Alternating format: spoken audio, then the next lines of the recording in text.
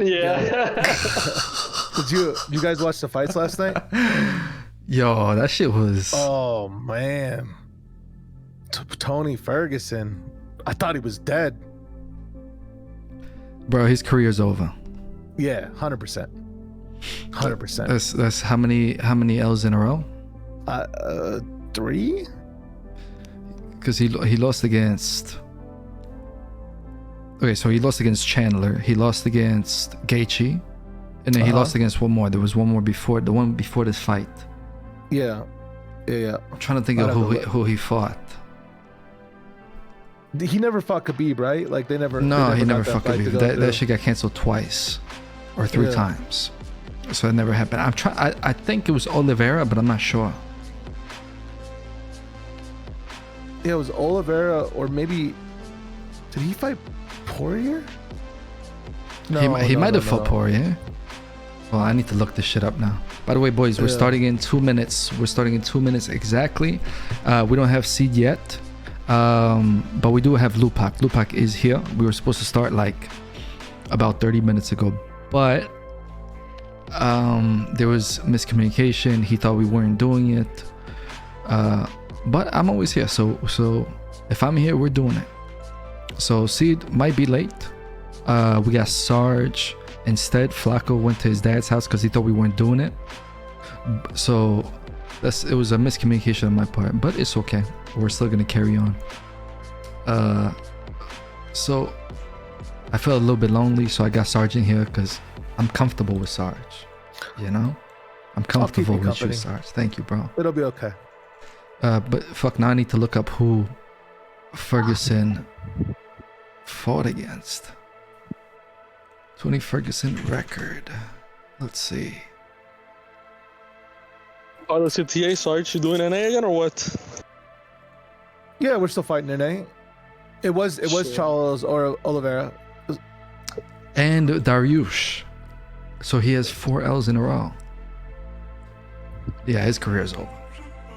I mean, even if he didn't have that, like even if he only had a couple L's, I mean, how he got knocked out was ruthless. Yeah. Like some people don't even come back from that. Just that. The Rose fight was the worst. Yeah, dude. I don't know. I felt like the corner was like giving her different like guidance, right? Like the coach was saying one thing, and then like her husband, that other guy, was sitting like telling her something else, right? Yeah, like they put no sense of urgency in her. Yeah, like the coach was like, "Yo, like let it go, like let's have some fun, you know, fight, you know, like da da da da." She can't do anything to you. And then her husband was like, "Yo, just keep doing it. The booze are good. The booze are good." Yeah. Like, okay. Jesus Christ, bro. I this is what I think happened, right? You give me your opinion. This is what I think happened. So what I think happened is because Rose lost against that girl, like it was years ago, though, right? Yeah, it was Seed is here. It was when they did like the female Ultimate Fighter is when she lost to that girl. Right. So that was years ago. So Rose is a completely different person. So they probably thought that like the other girl will just crumble under pressure because it's Rose, you know? So they took 1 round off to try to get her impatient, didn't work. They took 2 rounds off to get her impatient, didn't work. And then nobody put a sense of urgency in her. So she went out there and then just thought she was winning. Like it was pathetic. Yeah, I think because the other girl is a heavy wrestling style, and like her style is that she catches people coming forward. Like she waits for people to like advance, and then she like executes the takedown. Yeah. So I think Rose's strategy was to like not give her that opportunity and like basically like make her engage first. Yeah. But both of them were refusing to engage. So then you just had this fucking dance. Yeah, that was the worst fight I've ever rounds seen. Of like, was there like only like 20 significant strikes in 25 minutes? Yeah. Like that shit reminded me of the fight. You remember Romero, the Cuban guy? Yeah. The big motherfucker, and Adesanya. Yeah. It was so pathetic. They're afraid to bro. engage. And I don't know, Charles Oliveira, he's a beast, man. I feel like he just gets fucking rocked. Yeah. And then he comes back and wins. Yeah, bro, that shit was Esperanza crazy. fight, that Rose and Esperanza fight was boring as fuck. Yeah, that was a snoozer. That was for probably sure. the worst fight since Frank Mir, Frank Trigg, bro. That get fucking terrible. But at Yeah, least that was a the thing snoozer. about the Adesanya and the Romero fight, that shit was the main event though, you know? So it's like after that it was over. Whereas Yeah. with this one, at least after that one, we had like a hype ass fight. Yeah, Charles Oliveira is a beast. Yeah. So anyways, boys, we What's have up, Seed? we have Seed here. Seed has finally joined us. Yeah, my bad, Seed. I thought me and Lupac had a miscommunication, so I thought we weren't doing it tonight. Because I thought he went to the pub to watch racing. Oh, I nearly did. But Oh, there he is. I was like, oh, I'll play a Dota while I wait. Did you go to the pub? No, I had a drink and I played Dota with Little Healer and had the racing on the other screen. It's just finishing now. What is it, Formula One? Yeah. Nice. I love Formula 1. Yeah. So yeah, Seed, thanks for joining us, bro. And today, check this out. We have Mr. Lupac, which I was surprised when he said, I was like, yo, you want to do an interview? He's like, yeah, why not? Just like that, you know, I was surprised. I thought he was going to do it, but he's like, fuck it, why not? So, Lupac's someone I know from Beta, right? Flaco, I got to mute you because you have background noise, my brother. Lupac, I know you from Beta, bro, since the Lads days. You remember Lads? Final beta, the lads. Yeah, Beta 3. Beta 3. Right before release. Hold on, because I still have the screen on. There you go. So I know you from Final Beta. You're a DJ. You're a shoutcaster. Yeah. Ex-GVGer. YouTuber. Twitch streamer. A father. Husband. A husband. So Idiot. Professional degenerate idiot, basically. So you're just a whole bunch of stuff. So shout out to you, bro. I appreciate your time for coming here, bro. I really appreciate it, man. Thank you. So listen, you're all these things that I mentioned. And by the way, chat, if my music is too loud, let me know. I'll turn that shit down, right? I'll turn that shit down.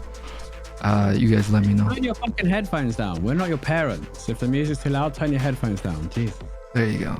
No, but the music might be too loud because sometimes I fuck up with my volume, bro. But there are all these things that I mentioned.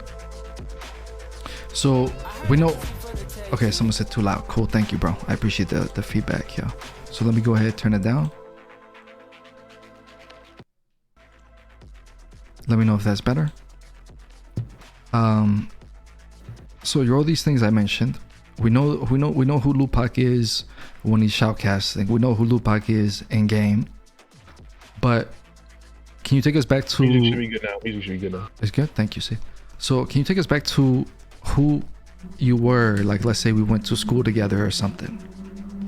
Well, like many people, I was born.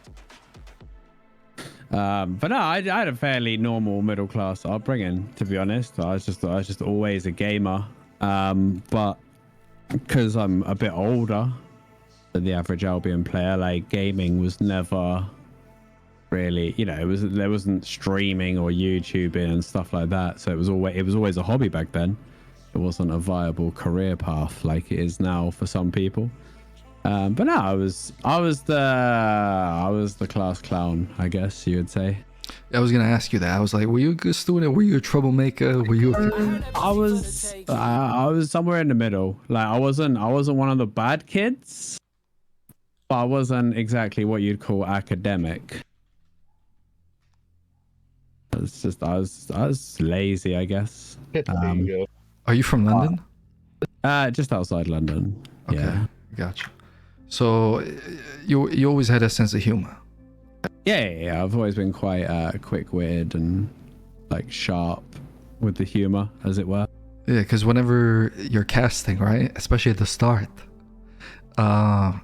you always throw some humor in there, and then sometimes you gotta pull yourself back. Yeah. Right, I notice. Or anyone that's ever tangled back in the trash talk days will know it's not a good idea to get into it. Yeah. Shout out to anyone who did the Fight Club with me. What the hell's the Fight Club?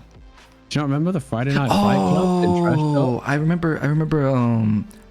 You had a 1v1 against somebody. I forget who it was. I had a load of 1v1s. I was undefeated. I had to stop though for like my own sanity, if I'm being honest. Like I just left that Trash Talk because I was just like, it is legit a cesspool. Like, and it's fun, but it's not great for the mental health. I'll be honest. Are you like Charles Barkley? Do you know who Charles Barkley is from the NBA? Yeah. Sharp and jam, bro. What are you on about? Charles Barkley. He said he had to get off Twitter because every time someone talks shit to him, he feels responsible to respond. Because he's old school like that. Are you like that?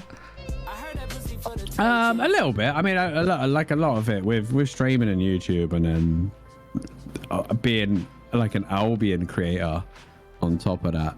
You just learn to let a lot of shit wash over you, because you can't take every fight, honestly. Like, especially if you actually have a life outside of the game, you simply haven't got the energy or the time to take all these fights with people. You just pick and choose unless someone really needs to be like shut down. But you know, most of the time it's like I forget I've even spoke to these people a day later. And then when you're tipsy, a couple of drinks in you, you're like, yo, I'm gonna go fight him right now. Yeah, come. There was one person and he was like 1v1 Fight Club right now, Lupac, and I jumped in and he never came, and like he just never lived it down. It was so funny. Who's that? Can you tell us who that was or no? Do you remember? Not without going on Fight Club, without going on Trash Talk. I could probably find out who it was. Who are some other people that you faced? Man, I can't even remember. I remember the big thing with Shiro. But that wasn't like on voice comms type of thing, right? No, but that took place in Trash Talk. The whole fucking tracksuit DJ set. Really? Episode, and yeah, and then there was who was the kid? Everyone, like, they called him a janitor or something, and it was just I can't remember. And he kept trying to get me to admit that I represent SBI with my opinions, which I absolutely don't. So anything you hear now, so just so everyone's clear on this show, like, I've worked with SBI since just before launch, so coming on 5 years now, but it's always been on a freelance contractor basis. I've never been an employee, and I likely will never be an employee. So everything I say is me, not SBI saying it. Yeah, but you always, I feel like you still do your best to represent them properly. I do, yeah. And like I said, like, me on my own time is very different to me on the official channel. Right. Like people who watch the streams and then watch the official channel, or even people who watch like my YouTube guides and then watch the stream, were like, holy shit, is this the same guy? Yeah. It's totally different stuff. So you're very laid back, especially when you're on your own stream. You're like super laid back. I was actually gonna ask you about the Shiro stuff, because I remember people jumped on that shit so hard, and I was like, I remember Shiro was trying to say that it was like some racist shit, and I go on your stream and I look at it, and it's just you doing like hard bass. It was like a hard bass playlist. Was it after Sun won the season? We did another one when we won the season, but it was when we wiped Black Order's all their hideouts. We won that little war and they gave up. We had a little victory party. Oh, that's what it was. And Shiro tried to say it was like a racist thing against Russians, and I think that you should pull that thread up on Reddit, because it's an absolute gold mine, honestly. Yo, chat, if somebody can find it, I don't know if Big D's in the chat, but he's like the Pokedex of He's Albion. like the lore master of Albion. But it was like, it was just coming from Shiro was like that was the worst bit. Do you know what I mean? Anyone else, you might have said, all right, maybe we crossed the line, but when you walk the path that Shiro has, you can't then suddenly complain that you're offended by some hard bass and a tracksuit. Bro, Shiro is go ahead, Sarge. No, he was reaching. He wanted anything. Like, yeah, like he told me I just wanted something to point the yeah, finger like he'd lost his stuff, right? He'd been humiliated. Everyone was memeing on him. Like, he needed something. He needed a little win. and he thought getting all the Russians to phone the SBI officers and get them fired was the way to go. He thought that was the way to go. Did they really do that? I don't think they actually ever did, but he said that was going to happen, and he said I was 100% going to lose my job and whatever. And I would love to hear the message that Shiro would leave on the SBI answering machine. This guy, he wear a tracksuit on stream. You must fire him now. Yeah, I pulled out. I'm not very good with that. I pulled up the post. It says, "I was glad to hear that. It's so cute when Twitch co-hosts wish me to die."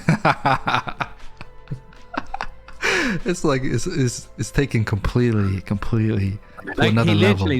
So if you read the clip, right? It's the Twitch clip that he links at the bottom. He deliberately cuts it before I say for the 20 vodka Valiate. Everyone's spamming Death to Shiro in the chat, and I was like, Death to Shiro in game, obviously. And then like he cuts that bit off and says it's a death threat. Yeah, this clip is fucking epic, dude. You see this shit, Sarge? Oh, yeah. Bro, they had this whole thing. All PoE was in the chat, just spamming like. Oh mate, it was an epic stream. I really shouldn't have done vodkas for 500 bits though, because I woke up with like the worst hangover of my life. Yeah. Like, oh my god, it was bad. Honestly, anyone that was there knows how bad I was by the end of it. Did SBI ever like hit you with a light elbow and be like, "Yo, chill with that stuff," or not? No. At least 4 people were watching and spamming chat from SBI actually. Oh wow, okay, so they couldn't even say nothing. One of the guys from SBI flew to London for one of my shows. Like, I got some fans there. I was gonna ask you about the DJ stuff. How did you get into the DJ stuff? You're a kid growing up in right outside of London and stuff like that. Yeah, so UK garage, basically UK garage and vinyls. It was all house parties and like illegal raves and stuff. Okay. And I just love the music and I love the stuff, and I was like, oh man, you know, when a DJ mixes like perfectly and it just sounds amazing and it just creates something new out of 2 songs, you know, suddenly creates this new thing. And I was like, man, I want to learn. So one of my brother's best mates actually was quite a well-known DJ at the time, and I got him to teach me from scratch, really. How old were you? I was probably 19, 20 when I started. So that's a good age. You have to remember, I'm 39 this year, so like that's 20 years ago. Yeah, I mean, you look pretty damn young for 39, bro. Some motherfuckers out here are aging like milk. You're not aging like milk. That's too much time in trash talk, mate. I'm telling you. So you de-age about 10 years after leaving that. Man, I mean, that shit's toxic, bro. Like, even for someone who has tough skin or whatever, like if you wake up, I can never stay in places like that, because if you wake up and every day you wake up and you're checking your phone like everybody does, yeah, exactly, and the content you're gonna consume is toxic, you're gonna feel a little bit toxic. It's just how it works. Yeah. And I felt, and I'd like, I would only generally drink at the weekends. I'd get a nice bottle of wine and I'd chill with the wife on a Friday night, and then I'd be like, jump on trash talk, and I just start letting into people, to be honest with you. And I'm like, oh, I can't be doing it. I'm sitting there thinking, I've just put my fucking kids to bed. I can't be arguing with fucking autistic motherfuckers on some weird Discord, like. I've been in trash talk for 2 years and I'm not toxic at all. Okay. Yeah, but you agree. I mean, I haven't been there in years, like, but you can agree like what it is like sometimes. Well, I mean, it's just. Oh, he's being sarcastic. Sarge is toxic as a motherfucker, dude. I mean, this is the thing. Like, No, I'm not. Like, I've been in here. I've been in Albion for so many years. I actually don't know that many people individually, which is weird. But it's just because I've sort of always been big picture, if that makes sense. I haven't forged honestly that many individual relationships with people in the game. Like, a lot of people have really close friendships in the game, and most of mine are from people I knew before that I played with. I kind of regret that, to be honest, but why? It's just, I mean, because I was so focused on making content and stuff like that. Like when it launched, and between launch and free to play, like YouTube and Twitch was like a gold mine, and I just went hard, like releasing videos, streaming as much as I could. And I feel like I didn't actually. I played the game, but do you know what I mean? I don't think I got the full Albion experience because it was always one eye on the content, if that makes sense. Yeah, I mean that makes perfect sense. But like from my perspective, someone who I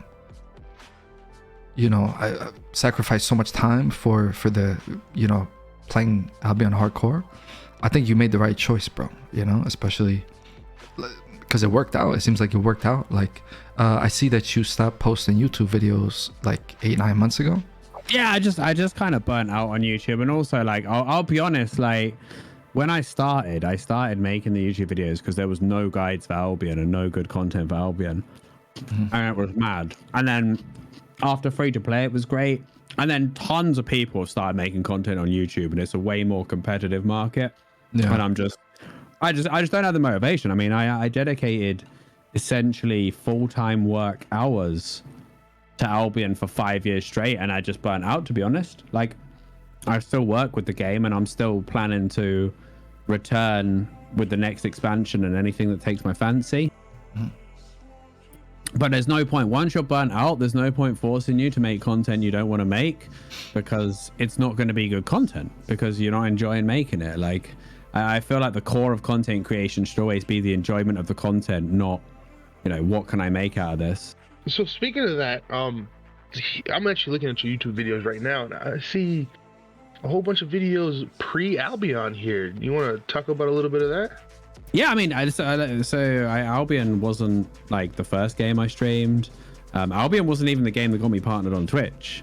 I started streaming with CS:GO and a game called APB, which not many people probably know. What is that? But it was like a multi. Before GTA 5. It would have been like the multiplayer cops and robbers kind of thing. It had like insane customization. If anyone remembers APB, I'd be very surprised. But it was a brilliant game. It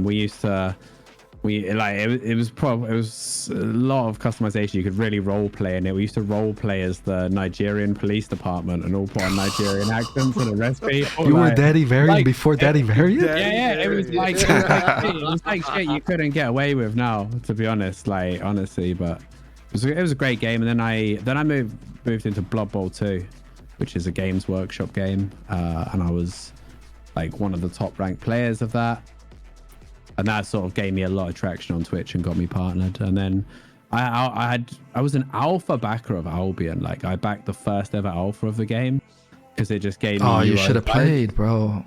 Well, do you know what? I mean, it was well grindy back then, and I logged into every single alpha and beta, but I didn't really play more than a couple hours because I never wanted to invest time into something that was going to get wiped, if I'm being honest. Yeah, I never. Maybe I missed out, but like as an MMO gamer forever, I really didn't want to put time into it and then get it wiped. I wanted to start when it came out, but the reason I went hard on the final beta was because I made the decision to switch my content to Albion with launch. Right. So I was like, well, I better learn about the game before it comes out, so I'm not streaming it as a noob, if that makes sense.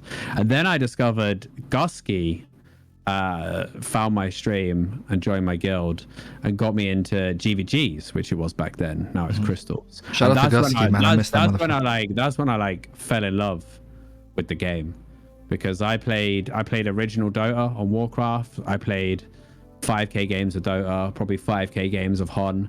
I'm approaching 1.5k games of Dota 2, and I've probably got 500 in League. So I was always a big MOBA gamer. So the GVG stuff was just like, it just won me over. And I was like, yeah, I'm playing the shit out of this game.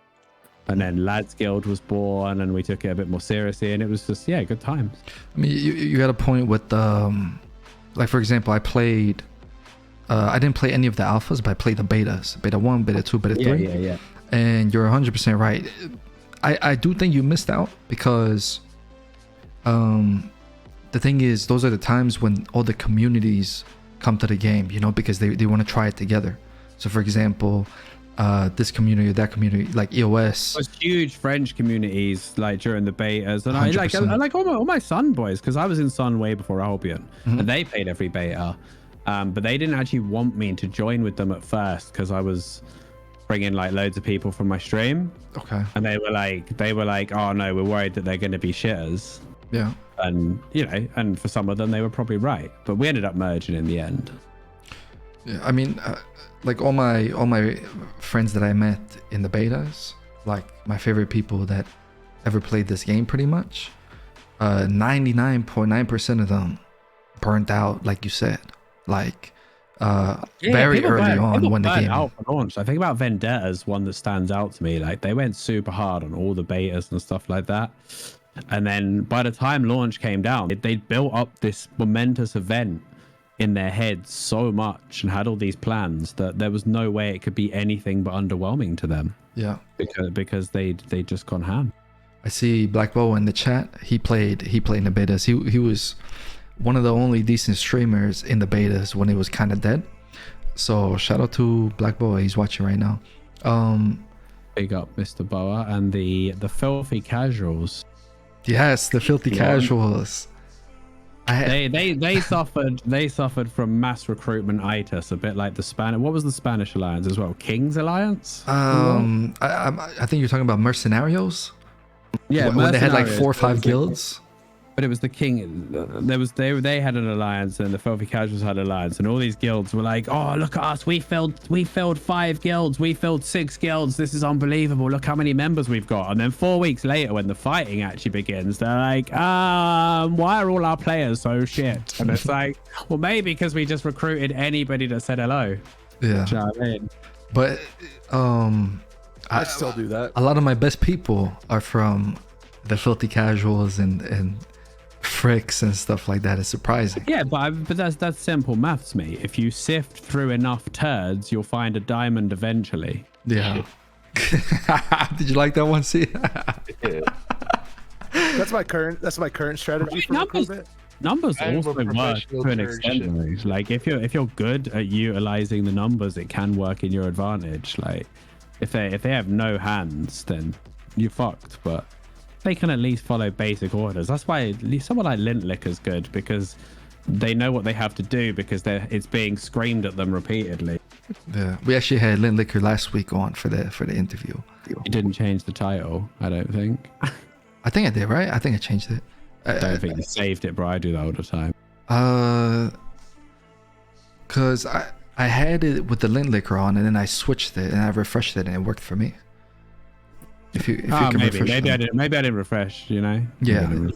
But can I take you back to like with the music stuff? Who are your influences? Because like the typical person that likes music isn't gonna go out and DJ. What did you like about that? It's just the seamlessness of going from one track to the other, like in a club environment. It's not like listening to a playlist. It's getting from A to B smoothly, and like I don't know. There's just something about the mix itself that appeals to me. The neatness of it, like the poetry. That sounds corny as shit, but it's just something I love. Like when I discover like a transition between 2 songs that works really well, like, and you hear a song and you're in your head, you're like, oh, this other song I know would go so well into this, and you go home and you try it, and it's just great. And then you get to go and play it in front of people, and you just get to watch the crowd's reaction. It's lovely. It's like building a puzzle, you know, like you're putting different pieces down, they're all fitting in the same thing, right? Did you ever DJ? Did you ever DJ? See? I DJ'd when I had my battle league. I did like the in-between stuff, so I'm slightly versed in it, and that's it. Yo, Lupac, would you be down to, just because I saw Boa in the chat, at some point, would you be down to host, like you drop a beat for, are you down to DJ a set where Black Boa and Seed freestyle against each other, freestyle battle? I mean, we could do that. I've got lots of hip hop instrumentals and stuff like that from back in the day. Or we could do something a bit more rowdy, drum and bass or garage freestyling. I think that would be sick. You ever heard of the 5 Fingers of Death? Yes, I have. Yes. Yeah, that's who Sway. chose that from? Sway in the morning. Yeah. Yep. Who are your? Okay, so Lupac obviously knows his hip hop, bro. So, who were some of your influences? To become like an artist. So the Beastie Boys, like massively. Like I listened to a lot of Beastie Boys and Cypress Hill growing up. Like old school Snoop Dogg, like Doggy Style album. Like DJ wise, like obviously there's a guy called DJ EZ who, if you're not British, you probably won't know, but he sort of made me change how I thought about DJing. Like to him, the decks are an instrument, not like just the thing that plays the music. He's unbelievable. Yeah, Laidback Luke was always very impressive.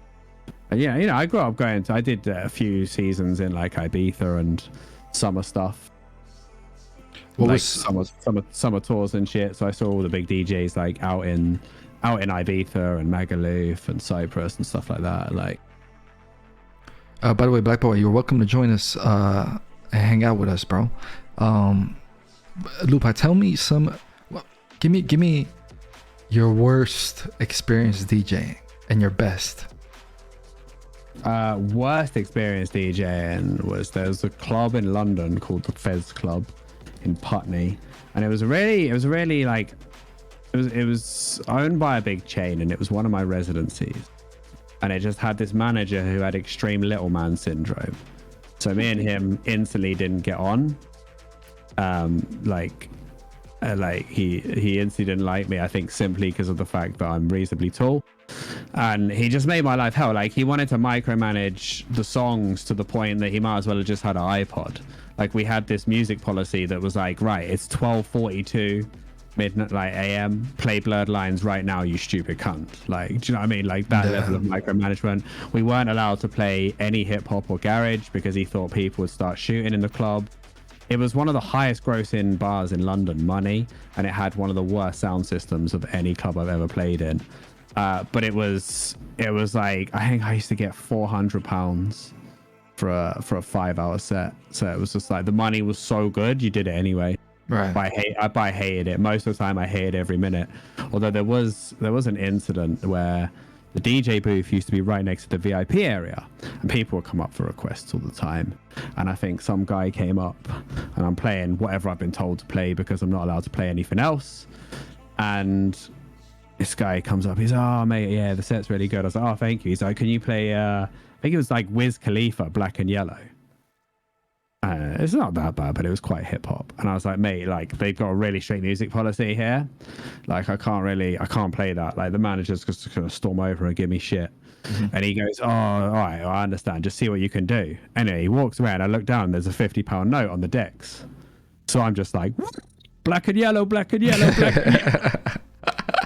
Did they get mad at you? I was like, yeah, of course he did. Oh man. Yeah. I was gonna give it a few minutes, but yeah, that was like the worst one. That's not that bad for your worst one. Yeah, the best one. Oh, the best one was probably just before COVID. I did a Twitch London event in this like underground old railway tunnel. Did you stream it? Is it one of the ones you streamed? It wasn't one of the ones we streamed because I had a new laptop then, and it didn't have the right inputs, and I'd been lazy and not tested it at home. And it was just it just didn't work out. But I got some. I'll try and get you like a clip from that. But it was just one of those ones where the venue was completely sold out. Like everybody, like the place was jam packed from front to back. We had this unreal sound system, and it was just a vibe for the whole night. Like it was one of those nights where you could play any song you wanted, and it would pop off. It didn't matter. Like people were just there to. Everyone was just feeling good. They were just there to have a good time, and it was amazing. What about Ibiza? If that's the case, I would have tested them. I would have played Baby Shark just to look at their. No, I played. I basically just played stuff that like I hadn't played in ages, to be honest. And what would you test them with, Sid? Baby Shark, bro. You gotta mix it up. You gotta see if people are paying attention. Is that the do? Yeah. I can tell you don't have kids. Yeah, you definitely that's know how I Baby. know that song. Definitely know Baby Shark. Like, shout out to my kids for keeping me grounded. I'll be honest. Like, so funny. Did you ever play some Disney music? That's my favorite shit, bro. The Disney music is my favorite. Oh, like, I once DJed a wedding. I hated DJing weddings. I always used to just because so every young couple that gets married, back when I don't do weddings anymore. I don't do residencies. I only do like one-off events and private functions. But back when I did weddings, I'd always sit down with the couple before I'd meet them in my studio and go over it. And every couple, like I'd always sit down. They'd be like, oh, you know, we don't want our wedding to be like, oh, a cheesy wedding. We want it to be cool. We want it to be like club music and stuff like that every single time. And I'd look at them and I'd be like, listen, you think you do, but you don't, right? Because your nan's going to be there, your grand's going to be there, kids are going to be there. There's a reason that people play the same shit at weddings for the last 30 years. Is because it works and because nobody's offended, and that you just play it and have fun.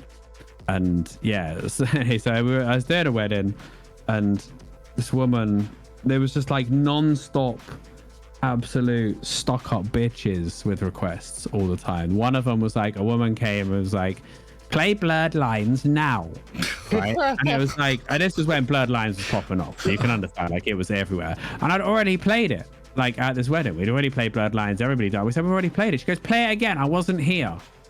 And I'm just like, fuck do you think you are? Anyway, so then some other woman come up and was like, oh, my little boy really wants to dance with his mummy, but he'll only dance to Thomas the Tank Engine, which is a kid show if you don't know. And I was like, so you want me to stop the wedding playlist with a dance floor of people enjoying the wedding, and you want me to play Thomas the Tank Engine so you can dance with your kid? Right?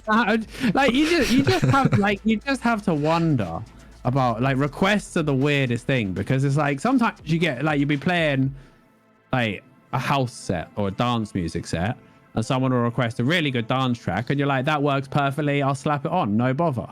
It's like some people are just like absolutely clueless. Right. Like in a club, I had a group of people come up and be like, oh, it was like a normal club night, and he's like, you play Wonderwall by Oasis. And I was like, maybe I can play it at the end. They were like, oh yeah, it's for our mate who died this time last year. It was his favorite song. I was like, fucking what a vibe. What a vibe. And no offense, but like, I'm sorry to hear that, but what a vibe, eh? What's the oddest request you got? Like freaking Thomas the Tank Engine. yeah. Why didn't you play it for that kid, man? You ruined that kid's day. Yeah, that kid is. They were gonna have an experience. Or like you know, you ruined it. His mother didn't hug him enough after that. What's the one song that you could play at the club or anywhere, and that shit just always pops? Well, like any venue, any venue. Time. Yeah. Oh, mate, probably like Daft Punk, One More Time, something like that. Gotcha. Or I Know's Million Voices. Do you know that? Like that has always popped off for me. There's been loads that have just been like, I used to have, so for the club residencies, right, where they're not there to see you, they're just there for a club night, you just happen to be the DJ. And those ones are all about getting the girls dancing, because if the girls start dancing, like, then the boys will start dancing and everyone will have a good time. So I had a folder on my playlist literally labeled Gash Anthems, which is probably a little bit like, so anytime I needed to start the night, I'd deploy the Gash Anthems, and then like, so it'd be like like plenty of Rihanna and Destiny's Child and stuff like that. And that's my song. Yeah, exactly. Becky, that's my song. I gotta dance. And it's like, yeah, there we go. And then the boys be like, oh, the girls on the dance hall, well, go on it. And as soon as, like, once the dance hall's packed and it's got energy, you can play what you want. Gotcha. As long as it's mixed. It starts flowing. Yeah. Gotcha. But you have like every DJ in a residency setting will have like their safe choices to get the night started, their warm up, so to speak. You can't just go in and start blasting like main room techno when no one's dancing yet. Right. Bo was asking if 50 Cent in the club slaps when you play it. Still, that's one of the ones. I mean, like, that's probably not a go-to, to be honest. But yeah, in the right setting, it could be. What about like Ibiza? What about Ibiza? Tell me about Ibiza, because I never been there. I always wanted to be there. To go overpriced, pretentious, like too many tourists and shit, or what? Like, it's good. Like the clubs are good, the music's good, stuff like that. But it's, you know, you've got to go for the music and just expect to be overcharged for everything, and everyone's like, I don't know, like it's Overrated. It's like the Vegas of music, if that makes sense. Like hyper, like they try and make it out like it's all amazing. Yeah, Vegas is pretty. Vegas is pretty shitty. It's either you're mega rich and everything's VIP, or it's actually pretty grotty and you get robbed. Bro, England is one of the other places that I never been to, but I wanted to go to. Bro, is it like that? Cause I love the shows that you guys make. Like, for example, in the movies, like for example, I like Kidulthood. Downton Abbey. No, Kidulthood. Yeah. I mean, that's like London ghettos and stuff. And like Top Boy. You know, I like the gangster shit from the shows, you know? I mean, I grew up in a middle class household, so it wasn't really my personal experience, but is it like that? Is it like that in London where everybody's just pulling out knives and shanking each other? Is that not? In some areas, like knife crime is pretty bad in certain areas of London, but it's like anything, isn't it? It's like it's a byproduct of unemployment, low wages, stuff like that. Gotcha. Yeah, because I love how as soon as I mentioned that, both Robin and Valkyrie, the two British people watching this, had to comment. So Lupac, if let's say me and C take a vacation, because we live in the same house right now, we got a gamer house, so he's in the other room right now. So let's say we take the party to the Sausage Fest party in here. We take it to London. We don't have to worry about getting shanked and shit. No, because you're not gonna be staying in like a Brixton block of flats. Do you know? You know? Gotcha. Holy shit! This GVG video is old school. I'm playing the old shit. You're playing in this. You're playing in this mode. Oh shit, that's true. Zerafias, Zondox, remember Zondox? Yeah. Skulls? Oh, we'll get to these times. We'll get to these times. Don't worry. I got questions for you. I can't stay up all night, by the way. It's okay. It's okay. We know you're short on time. We got you, bro. I have to be back in the retirement home by 9. Last question about London, bro. Or England. Are you a football fan or no? Yeah. Who do you support? Reading, unfortunately. Wow. No. That's a championship team. It's my hometown. Gotcha.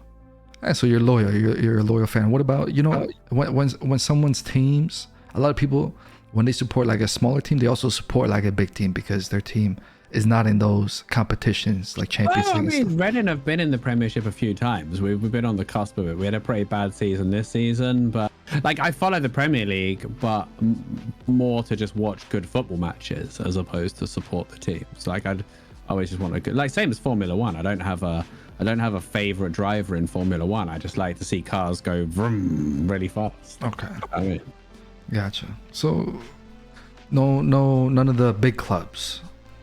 No, like so this is a very British thing, but often like football club support will be generational, like your granddad and then your dad and then you.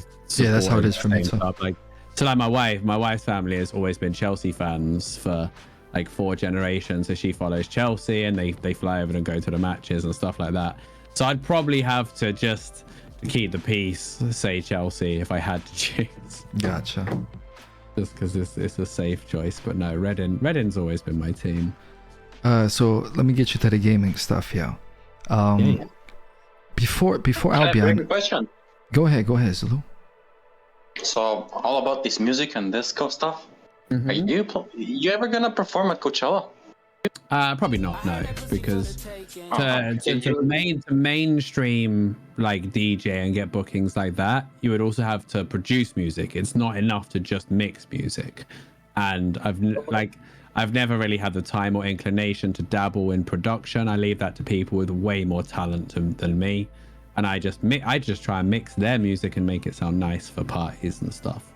I'm nearly 40 now. Like I'm in this weird, what's the word, like sort of not limbo of my life, but like this weird phase where I've achieved all of the things people would consider the major goals. You know, I bought my dream house. I've had 2 kids. I got married. Like I don't have to work really anymore. So it's just like. Oh, okay, I see. I was gonna say you were.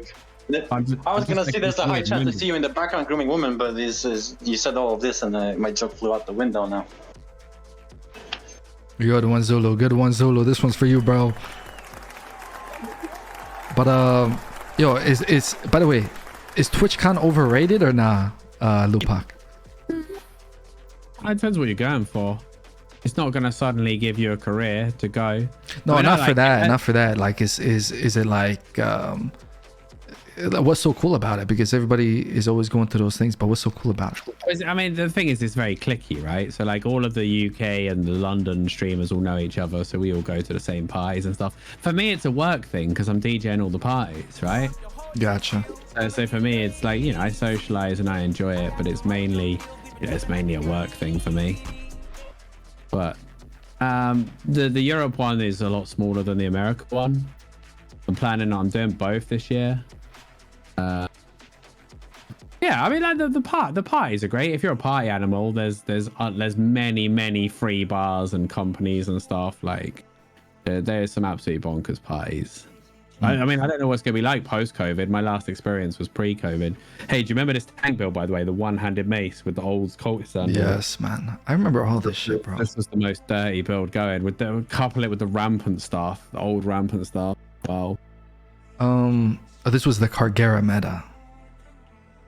What's it called? Before Albion, which MMOs did you play? All of them, man. All of them. I played like I used to play more user dungeons. If anyone's old enough to remember them.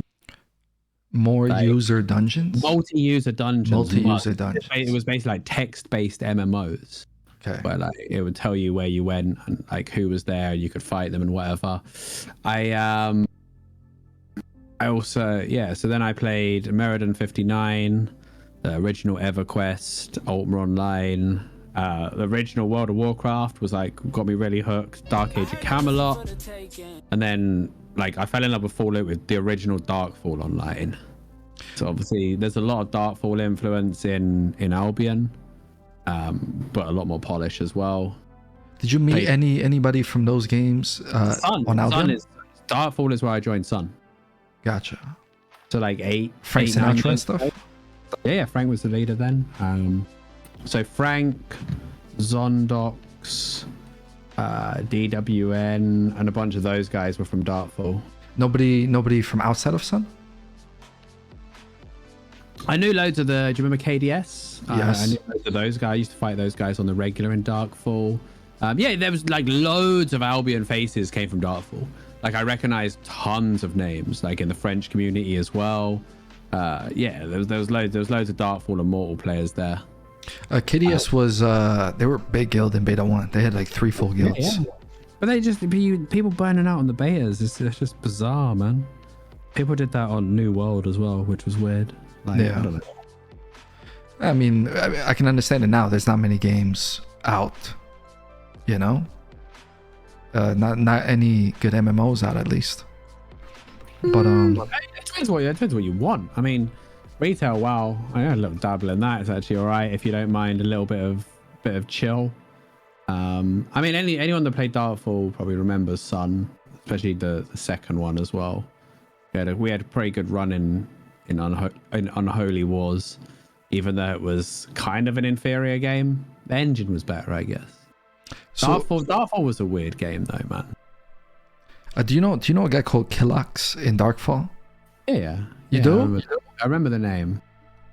He was from the guild called Dreadlords. Okay. But you don't know him. No, not personally. I know the name. I remember the Dreadlords. I remember the Dreadlords well. UDL as well. I remember the I know UDL. Yeah, UDL. Rainbow Ninjas as well. Darkside Cowboys. There's loads of like Darkfall guilds. There's loads of people actually. Jonah Vale played a lot of Darkfall back in the day. Zizaran, who's a massive Path of Exile streamer now. He's a good friend of mine. He played a lot of Darkfall back in the day. Bunch of us. So you come in towards the end, Syndic, Darkfall had such a small pop that like all the fights were arranged. Like the minute I had to ride like an hour and couldn't find a single fight, I just stopped logging in. And people say that the day that you don't log into your MMO, the first day that you don't log in is probably the day you quit. Damn. I mean, you're not wrong though. Yeah, like you become, like an MMO becomes part of your pattern, doesn't it? Like in beta 3, when you came to the game, can you take me to when you came into the game? Who was lads, and how did you get to shoutcasting? Oh my god! Because it seemed like it happened so fast. Well, I know it's like, so lads was just people from my stream and from Blood Bowl that wanted to try Albion with me. Okay. So Albion reached out when I started streaming because I had some viewers. I think I didn't have many. I had like 30 viewers or something. Okay. And they reached out and were like, hey, we can give you a bunch of beta codes for people in your community to try it.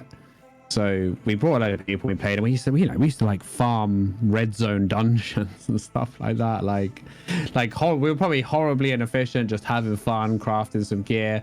We did everything on our island because we didn't know about resource return. So we built up this island, which is again stupidly inefficient. But we were just having fun, really. And then a few people from Albion joined us, including Gusky. And to be honest, I've got a lot of, like, I have to put a lot of thanks in everything that's happened on Gusky, if I'm being honest, because he introduced me to Fives, got us, put us together a comp, put us together a team. And that's when I just fell in love with the game because of how much I love MOBAs. Crystals and GVG just appealed to me naturally, and I was like, holy shit. And I did it for quite a while, and then I started doing tons of Hellgates. And there was like, so the Albion TV were talking about doing shows, and I think they posted something on the forum, and I was like, oh, this sounds really good. So I made like, I basically got some footage of GVGs off YouTube from a few different players, not myself, and I commentated over them. And then I sent it to SBI, and I was like, hey, look, I like commentating over GVGs. Could we do something? And then they gave me a job, which was nice. That's sick. And it, and this is the thing. Like, I can't count how many times over the years people have gone, oh, SBI should give me a job. Like, I'd love to do shoutcasting and stuff like that. Like, I think I'd be really good at it. Can I get a job? And I was like, well, have you sent them a demo? Have you been proactive about it, or are you waiting for them to magically discover you and give you a job? And they never have. Do you know what I mean? Like, right. You got to go out and get what you want, not wait for it to come to you, if that makes sense. 100%. But yeah, so yeah, Gusky got me into GVGs, Coston, and Evoke, Emma. Yeah. Like, and Rosalia sort of got me an introduction with the SBI people, if you like. And is that the person that has the dome named after her? Him. Yeah, Rosalia 5. Yeah, Rosalia. I still game with Rosalia regularly. We play Path of Exile every league. Yeah, he's cool. Gusky's cool too. It's sad what happened to him. Like, I don't know what happened to Gusky. Like, I know he stopped playing, but like the community gave him a lot of shit, and he was very open about a lot of stuff, which is probably bad in this. And right, like the community being the community was awful as always. Like, and it's just, I don't know. It's just right. You have to be very thick-skinned with this shit, if I'm being honest. But it's no exaggeration to say I owe a lot to him, and Albion genuinely changed my life. Like, it really did. Well, I think he's doing good now. I talked to him maybe 1 year ago, but he was doing fine. He tried to get back into the game with like a different account because he really didn't want the same shit to happen. So he tried to go incognito. Yeah. But I don't think he enjoyed the game anymore, But yeah, sad what happened to him. It's not the worst thing in the world though. Like, as I said, the worst thing you can do is to force yourself to play something you're not enjoying. Yeah. Full stop. Especially like, as from a gamer's point of view, you just call it sunk cost fallacy. Like, where you're like, I should play this game because I put so much time into it. Or, I spent so much money on skins, if it's like CSGO or League of Legends or something, and you're like, oh, if I quit, then it's all worthless. Yeah. If that makes sense. Or as a content creator, you're like, all the Albion creators have been there. You're like, right, if I stream anything else, I get way less viewers and I make less money.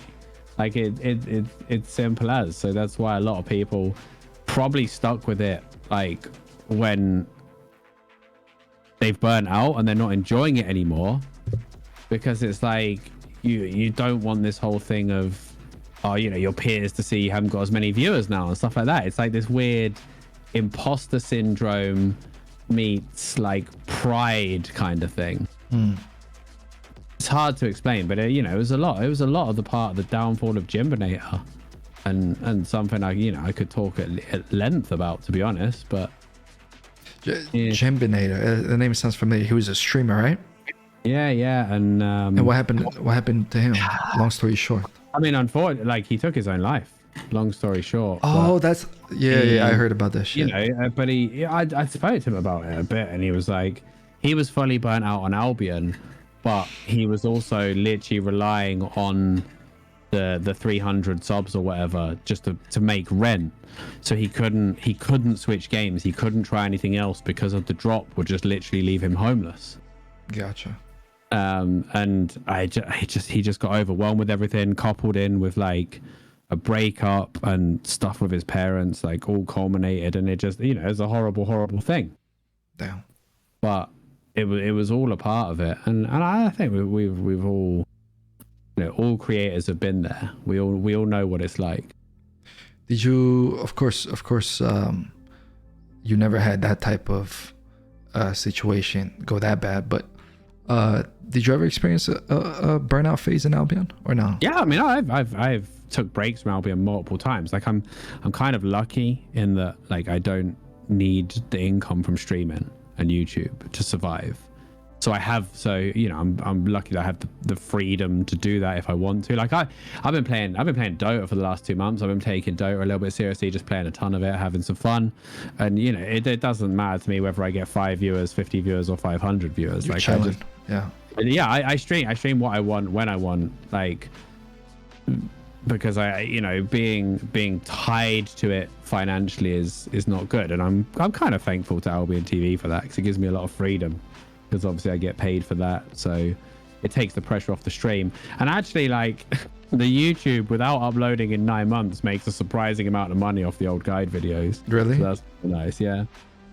I mean, the thing that's OP about YouTube that I'm starting to realize is that it's a search engine, whereas with Twitch it's completely different algorithm and stuff like that. Discoverability is garbage, right? They don't give a shit. Like, this is the ties in the whole Gemini thing. They don't give a shit about any of their creators, like whether they're partnered, whether they're not. Like, if you're not top of Twitch, 10k plus, Twitch doesn't give a fucking shit about you, full stop. Right.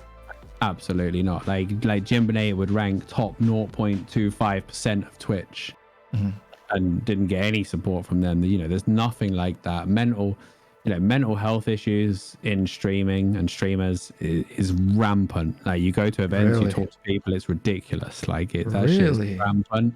There's no support networks, there's no awareness, and the problem is no one wants to openly talk about it, because, you know, you've got this thing of like, oh, you got to be happy and positive. You know, the stream's got to be a vibe. Do you know what I mean? And some days, especially if you're doing it full time, you wake up and you feel like shit, and you don't want to put on a happy face and be like, do you know what I mean? Oh yeah, what's up guys? Everything's cool. When you just feel like shit, you don't want to do that. Yeah. 100%. I mean, it sounds nice. For example, if you hear someone, you know, streaming, getting this thousands of viewers, making this amount of money, but then you look at their schedule and it's like they're streaming 10 hours a day. That's not easy, man. On camera, 10 hours a day. It's not. And like, people go bonkers on it. Like people go mad. They go all in. Like, the problem is Twitch sells this dream. You know, they showcase their biggest streamers and, oh, look at their new mansion, look at their new car, stuff like that. And it's, they sell that dream to people who aren't ever going to achieve that. Do you know what I mean? That's the sort of thing that 1 in a million streamers probably does, based on Twitch. Yeah, I mean, I had a taste of it, and I can see why people pursue it endlessly. Don't get me wrong. Like, I remember launch day for Albion, I think I had 14k viewers. Ooh, like, I was above Summit 1G. Like, And the ad revenue for a single stream on launch day, just the ad revenue was like $2,000, like $2,000 for that stream. That's crazy. I did. It was a long stream. For me, by the way. Huh? That's 2 years of actual work for me, by the way. Really? Yeah, he lives in a country that Trump would call an S-hole country. I mean, I don't mind being like open with you about like the glory days of when it launched and it was all hype and like being one of the only YouTubers making guides and shit. Like the first 3 years of Albion, I cleared $250,000. Damn. From YouTube, Twitch, and Albion Quarter TV. of a million? $250,000 in 3 years. Bruh. And that was like insanity, like to me. But it's sort of then more and more people got on the train, and it would, you know, you weren't like the main one anymore. Do you know what I mean? Yeah. I mean, it's so oversaturated now. Like, it's a lot of people posting a lot of shit on. But that's not an insane amount when you spread it over 3 years. Remember, it's like that's a good salary, but it's not like. But it's not like, you know, you've got people like XQC making 8 million in 2 years just off Twitch, and that's just off of Twitch's payment. That's not donations. That's not sponsorships. Oh shit! Right, so you got these. They're showcasing people making stupid amounts. Do you know what? I went into the living room. My wife is not a gamer by any stretch, right? You know, we have like a Mega Drive emulator that she enjoys, stuff like that. But like, she is not a gamer at all. Went into the living room just before this came on after the Albion TV show, and she was watching Asmongold reacts to the Johnny Depp trial, and I was like, oh, he had 100K viewers, right? I was like, what's going on? My wife is watching Asmongold on the TV. This is some normie shit. Oh, she was watching it on TV? Like that on YouTube on TV. Oh, okay. And I was like, it was just so weird. Just that's just normie shit. Is this me in Blue Army for some ZVZ back when Sun did ZVZ? So I had a character in Blue Army. Yeah.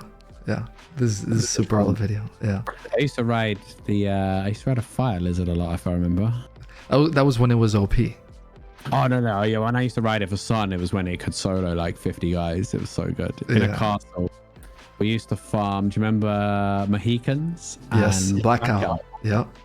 We used to farm them, and because we owned the territory, they couldn't bring out their fire lizard because we had the tower. And it was just, you could hit like 20 guys, and you knew they were all going to slowly burn to death. But it also cost like 150 million. Man, there were some good memories in Albion. I genuinely think like. It's weird because I always used to meme on people that were like, Alpha 2 was the best version of Albion, Beta 3 was the best version of Albion. And these guys are like rose-tinted goggles. But I think Albion is in the best like state it has overall as a video game now. But my best memories all come from like launch in the first year. I feel the exact same way, bro. Because I just remember like. So we were at war with the Spanish because we were basically neighbors from the town plot claiming, and no one in either alliance ever ventured out of these 5 tiles, because the second you logged in, someone would be like, oh, we need backup at such and such, and it would just be fighting non-stop until the GVG started.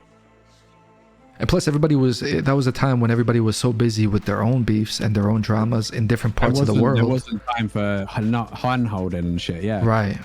So it was very organic content. Actually, one of my questions was going to be, as a player, what was your favorite time and your worst time in the game? But I actually want to ask you first, for casting, what was your favorite fight that you casted? My favorite fight was the City Plot Super Bowl, when every Mercia town plot was like final shield simultaneously, and we just had this hype evening of. You're talking about when Money Guild was pushing and pushing and pushing? No, I think it was when Money Guild were pushed out finally. Because there was the one where Money Guild nearly took all of Mercia, and there was the final town plot that everyone was defending, and it somehow exertion, held. right? Money Guild was a single shield from being the first alliance to ever own an entire continent. Yeah. And they never ever took that shield, and it went on for weeks. And me and Shozen were just casting it for weeks and weeks. It was great. And yeah, and then Money Guild got pushed out by PoE's coalition, which they ended up joining in the end. And there was a big like a big push. Yeah, even I got involved to deal with it. I remember Son even went over to Mercy at a GVG. Mate, I used to get like asked to Merc for Mercia and stuff like that. I remember fighting you and Derek, and you had Sam Hexo playing some weird sword build against the lads team. And it was like, we were sweaty back then, bro. We were like VOD review, like, oh, it was funny as. So your best times casting was that one plot, which I don't remember the city plot. I don't remember the city plot name, but I know exactly which one you're talking about. It's the one that Familia was defending for like weeks and weeks and weeks. Okay, are you sure? It's something like that. It was around that area. It was north of Mercia. That wasn't my favorite. My favorite one was when they retaliated and all the city plots got taken in one day. And I remember doing a city plot versus Sorab and Shelty, attacking our city plot, and I solo killed Ellipsis on one of the cap points with a defender bonus, right? Yeah. And then I converted it onto a kill on Rebane, and Rebane kicked the ram out of his PC by accident, like raging. And then he didn't reconnect for most of the GVG, and we won. Is there any other of your favorite moments when you casted a fight? Like I remember you did a lot of reset days. One of the healers, like one of the city plot fights, like the fight was about to turn, and one of the healers fired a holy orb through 2 windows on a house, right? Okay. So he angled it, and it went through the in one window. I think that was Cypher. I think it was Cypher, yeah. Out the other window, landed the heal, and just turned the fight, and it was just like, holy crap. Yeah, I think that was like, and the Cajun tans. Everyone remember Cajun tans? The meme man. You could drop the furniture. The Cajun tan meme was amazing. What about as a player? What was your most fun times in Albion? Was it beta 3, or like you said, early release? It was kind of simultaneously best and worst. Like being the main GVG team for an alliance was great fun and like super hype as well for the stream, but it was also just like it was that old school GVG mentality of like, if you take a week off, you lose all your shit.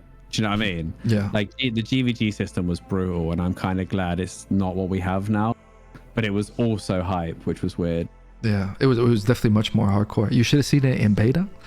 I did. I mean, like no, but people forget that, like, so before, if you wanted to go from tier 6 to tier 7, you had to kill tier 6 and above mobs and use a tier 6 and above weapon. You couldn't just farm with anything anywhere. Yeah. And mobs used to start with a pathetic amount of fame, and they would gain fame depending on how they've been alive. The more alive they are. Yeah. And it was like a pathetic amount of fame. You had to have like actual spectrum level autism to grind tier 8 back in the day. Yeah, it was crazy. About the GVG system, the worst was Shiro. I'll tell you why, because what you could do in beta 1, I don't know if you remember, but when you took a territory from somebody, you could flip the timer to whatever you wanted to. You could choose the timer, yeah. So it's like they had the Darkfall system for a bit, but then they realized people would just exploit it, yeah. Yeah, so for example, Shiro would fight Luxy, and Luxy's a good boy. He goes to school, he goes to work, right? The most regular schedule, and Shiro's Russian, but he plays 24 hours a day at that time. So he would take one of Luxy's main territories, he would flip it to 3-4 in the morning for Luxy. Poor Luxy had to wake up super early in the morning just to GVG. You know that? Hey, Mohicans and Blackout, bro. It must be something about Russians. Those motherfuckers, they launched on me on Christmas Eve. Oh, and that's the best, dude. They launched again on Christmas Day. Did you show up? No, I didn't show up on Christmas Day. Mate, I wouldn't be married right now if I showed up on Christmas Day. I like on your phone, bro. I like the game. Sneak to the bathroom real quick and play on your phone real quick. Mate, but it was just like, mate, like, come on, just give me a day. And that was when I kind of decided that I needed to stop like trying to be the main GVGer, because that plus making content plus actual family commitments and a real life, it just doesn't work. Like, I mean, I've always said Albion's actually quite respectful of your time as an MMO, in that once you've got your character made, you're free to like log on for CTAs and crystals or whatever content you want. You haven't got this like loop of dailies that you have to do, if that makes sense. Yeah, I mean, over time you're 100% right. Like, for example, I agree with what you said when you said that the game is in its best state as a video game right now. 100%. Because you can level up so quickly and play with your friends. It's super easy. What about as a spectator? What was the best beef or drama that you experienced on Albion that you really enjoyed? The woke versus exertion, like, so the Oops versus woke war, the original, like, season 1 holy war, simply because it was literally started over like a bit of a stone node on a territory, right? This whole world war kicked off over a stone node, and that is the most Derek thing that could possibly happen, isn't it? If you think about it, like, the entire server dragged into a war because someone took Derek's stone. Someone took his fucking rock pixels. Fucking 8,000 person war. And I remember like people from Anglia were getting dragged into this war, and I was like, what? How are they even getting there? Like, you're literally scraping the skid marks out of the Albion toilet for your armies here.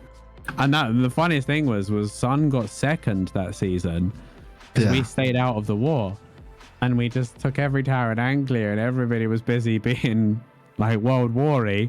And we were just like, all right, so nobody's going to notice us taking the entire continent of Anglia then while they're all busy with the war. Yeah. I mean, you guys dominated that shit. You guys probably made a lot of silver. That money's still there, bro. That money's still there. Yeah. Like, honestly. I don't think so, man. I think Farming Bot took all that shit, bro. Oh, mate, that was a drop in the ocean, bro. Like, honestly, of overall Sun wealth. Like, he took less wealth than I had personally. Do you know what I mean? Oh, you're right. That shit was only like 4 bill, right? It wasn't. I think it was close to 8 bill, but like we had about that in Mammoth Calves. Do you know what I mean? Gotcha. But I mean, you guys have T-Angel, so it's like that's you guys are never gonna be broke, you know? Yeah. But I mean, even then, like the Sun is one of the best managed guilds in terms of money as well. They've always been smart. Like Frank still, despite the coffers, he'll still make plays on the market with gold swings and stuff like that. And the problem with Albion is having tons of money enables you to make tons more money because you have the financial power to manipulate the market basically. And it's, you know, it's a player driven market, and much like real life, it's not a fair market. It's controllable by the people with the most money. And like all those guilds that farmed an entire continent like should never ever need money again in this game unless they were absolutely frivolous. By the way, that was a sick firewall block there on the snare chart. Yeah, so back in the day, right? And I stand by this. I was one of the original only people playing Fire on launch. Like, Fire was not a meta GVG weapon, and I used to play Great Fire. You used to play Great Fire and Infernal, those two. No, Infernal was when Infernal became meta. I switched to Infernal, but I always played Great Fire. Because I liked having a lot of instant cast stuff. Was that your most enjoyable times, like GVGing in Anglia every day, 3-4 times? when we had our 4 DPS no tank comp was really good. The original lads team, which was me, Fastnick, Constant, Gerbear, and shit, who was my fifth? ESN? I don't know actually who my fifth was. It was really good times. Who was the most dominant GVG team that you ever seen? Do you remember the Parja team? That was a really good team. Who? Parja. Sounds familiar. Who else was in it? Demon 666 was in it. Yeah. They were the Polish team, right? Yeah. The Syndic team as well. The Syndic team was like the Cargera, Syndic, Lissy Tank, Sotras team was very good. Yeah. Derek always had solid teams. Yeah. But they never felt unbeatable, you know? Right. Yeah, the Cargera team was just that for me is the GOAT. When Syndic and Cargera made that team, that's the GOAT for me. 100%. And also like it was just such a strong team. And then I mean there was always like hype teams, but none really ever had the long-term consistency. This is the problem. Like you think of like the Grey team, you think of the endless teams with Logic and Prod and people like that, who would like they'd made this new all-star lineup. Sorab was another one guilty of this. This all-star lineup, 18 wins, no defeats. First defeat, disband. Do you know what I mean? Like the amount of times we saw that. I mean, it's the same thing in ZVZ. It's just the mentality of 99% of people in the game. Like people will be good for one meta, maybe two metas, but after that, as soon as the losing starts, it's like you said, you know. Constant was an anomaly though, Perel, because he used to play Glaive, but he actually lived in Washington, which if you know, the Albion server is located in Washington, and his ping was 3. Like straight up, his ping was between 3 and 5 most of the time. So he was able to like, he was a good player, don't get me wrong, like very high rated MOBA player, so he was very good for GVG, but with like 3 to 5 ping, he was able to like soldier helm block the enemy Glaive's flick and then flick them back. Like he was able to pull some disgusting stuff. On the tank said Cherry Bomb. I'm about to mute you on the tanks. But yeah, that's why Logic and shit were so good. Crazy ping, bro. East Coast ping. I want to see another video from a guy going, look how good I am with Frost with 12 ping. Right. Like, spamming shards and never missing. Like I fucking had to run a continent with 100 ping. You can see it here. Did you ever enjoy ZVZ, or did you just enjoy the GVG because of the it's more fair? Everyone enjoys winning ZVZ. Right. I never really experienced close ZVZs for the first thing of Albion, because there was usually one dominant force, and it was more about content denial, wasn't it? Early days. Right. Yeah. 100%. Like which was just lame. The first time I actually really got hyped for a GVG was when we were getting everything destroyed by the Surf Alliance post Queen, and we basically held a bridge. There's actually I think the video of it's on my YouTube actually. If you search Dry Vein Step, like we held this bridge last shield fight against all of Surf Alliance with like a halberd squad hiding in a dungeon and stuff, and basically completely broke their morale because they'd been like found it. Got it? Okay. Does it have comms or no? It might have some actually. It might have some. Focus and open diplomacy. That Drive Aim Bridge. That was it. Like, and it was like the most epic fight, and I got there just as it started. Through the mobs. Yeah, it was just an epic fight, and basically they'd been alarm clocking. This was like 3 in the afternoon for an American Alliance. They'd been alarm clocking to like fight this, you know? Yeah. And this broke their morale, and then obviously PoE stepped in to help us defend some Yo, other Oxy, stuff. Tattoo, thank you guys so much for the 2 Surf subs. had been like, oh yeah, Sun is paying love you guys, PoE man. $1 billion silver. You guys are the a best. day. And actually, like they just helped us for nothing, playing the long game and thinking, well, Sun will probably join us if we help them enough. And sure enough, we did, because it was, you know, they were good to us. Yeah, look at this. This was like Surf were way better than us, and not only that they were also using bacons. Do you remember that? Yep. They threatened bacons with eviction. And this is the clap squad coming from behind out of a dungeon here. Did you enjoy the PoE wars while you guys were in PoE? The Shiro war was good. Like the season we had Dell calling for us, and like we had the biggest ZVZ force. Like was decent. Any other But beefs? faction warfare is where I had the most fun because it's At the regular start? fair fights. Hey, faction warfare now, like Really? calling for Limhurst is brilliant. You're calling for Because Limhurst? I was calling for them for months. Like I was the main caller for like daytime Limhurst. We had amazing fights. Shout out to my treetards, as I affectionately call them. Bro, let me know when you're doing that stuff. I'll log into my office. It's called Foxglovezinho. Huh? My alt name is Foxglovezinho. So if you see him in faction warfare with you, that's me. Alright, okay. I thought he's a streamer. No, Fox is not a streamer. Fox Lovezinho is a streamer. I've seen his stream. No, he's not. Yo, by the way, shout out to Nazori, man. He just followed. Thank you so much for the follow, my homie. I might be thinking of someone else then. I might be thinking of someone else. Lupac, Yo. here's a question. Like Albion is difficult to stream for content. What would you say is the future for Albion in streaming content on Twitch? Don't, to be honest. Just YouTube. YouTube is where it's at for Albion. Like I made like just in terms of being able to, because Albion has a lot of downtime for live streaming. Bro, it's shit for streaming, bro. Oh my You can god. obviously edit out for YouTube. If you're doing it financially, I made 6 times the revenue off YouTube than I did on stream. Like it's, yeah. I mean the solo mists sound fun. That's why I gravitated towards.